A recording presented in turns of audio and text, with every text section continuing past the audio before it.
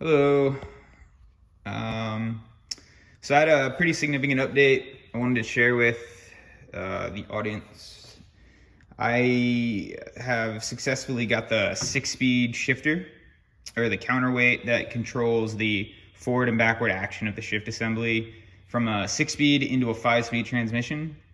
I had to clearance and modify the this selector itself. Basically what you do is you're getting rid of the vent tube and the ribbing that supports it.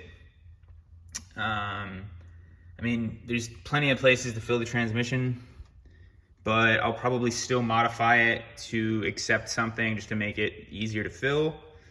But the important part is that I've got it working. So this, just to give you an idea, this was the old one. You can see the shift post is flipped from the pivot. So that means that it should work correctly now when I hook the cables up. The action appears pretty good. I don't see any reason why that wouldn't be good. Front, back. The up-down movement seems to be working. I don't know. I just gotta hook up the cables and see how that operates, and then if that's good, I can finish making the brackets to accept the new shift assembly. You know, given what I've learned from making the main plate, I'm probably going to make individual plates. These are probably gonna have to get cut from steel. I don't think the plastic is gonna work even with my sweet ribs. But it shouldn't be too difficult. Once I've got it made from metal, I can pretty much, you know, mount it however I want. But yeah, so that's wrapping up the shift cables.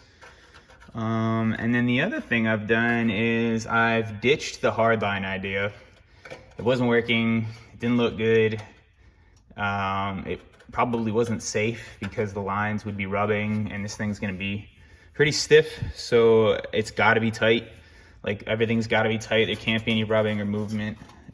So I'm just gonna go with stainless. It's gonna be cleaner, it's gonna look better.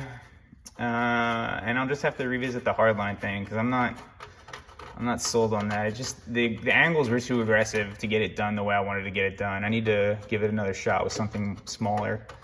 But yeah, so we're gonna do the 2 outs from the master as well as both channels all running to a brick. I'm gonna have to redesign the brick. And when I say brick, I mean I know what I'm talking about, but just the whole assembly. But what's cool is because it's in CAD, I can modify the base file. So all I have to do is just figure out how I want to mount the new joints that I've got, and just basically digitally glue it onto the bracket and then hook it up. And as cool as that is, it is gonna look a lot cleaner with just a couple of hoses in there. But yeah, got the carpet and everything completely out. I've decided to ditch most of the bottom interior. Probably gonna keep the fuel tank and get working on the lines and how I want to do it. There's a third evap line for a purge. I'm not exactly sure what to do about that.